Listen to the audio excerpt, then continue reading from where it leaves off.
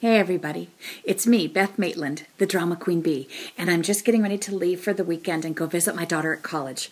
It's almost St. Paddy's Day, and I'm half Scottish, a quarter Irish, and a quarter English, so it's a big UK tradition around here to celebrate St. Paddy's. So I'm going to bring her a little treats for college, a few treats to remind her of St. Patrick's Day, not the least of which are a couple of little warming mats for her dorm room, and they are all made in shades of green, and I'm going to, here's a couple of them, green background, here's another one, ooh, cute, green, and all different kinds of things, backgrounds.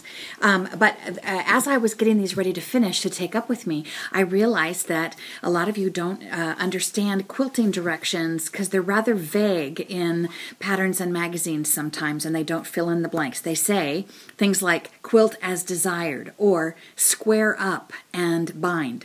So I wanted to talk today quickly about how to square up your quilt. What that basically means is after the quilting process is finished, when you have already done the machine quilting or sent it out to be quilted, you now have a quilt sandwich, 3 layers of fabric that are all attached to each other by stitches. They're all quilted together, but now there's little bits and frayed edges and pieces that you have to trim off. There are lots of different techniques, but I'm going to show you in a little slideshow now the way that I use most specifically for smaller projects to square them up. What we're going to be doing is using a rotary cutter, a clear ruler, and my self-healing cutting mat. And we're going to be finding a way to line up all the edges and trim off just as the minimal amount along the edges to make them square. We're going to take off the batting and any rough edges, any loose edges, and make it square. So take a look at this. These pictures will show you exactly how I went about doing that. First, we want to line up the edges with a line on our cutting mat.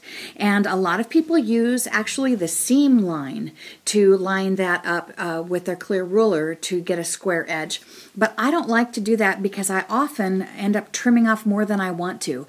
There is also a little bit of extra batting that can show because you're going to be binding this, and you're going to also be using a 1/4 inch seam to do the binding. So I leave a little extra to take off the minimal amount to still have most of my beautiful piecing and my quilting still showing. So we'll take a look here. We'll make a little slice and we'll turn it around and we'll make another little slice. And as you can see, each time I slice it, I can use the lines on my cutting mat to line everything up and make a square edge. So take a look here. I hope that this has been useful. Thank you for joining me for another tutorial. This is Beth Maitland, the Drama Queen Bee. Have a great weekend and happy St. Paddy's Day.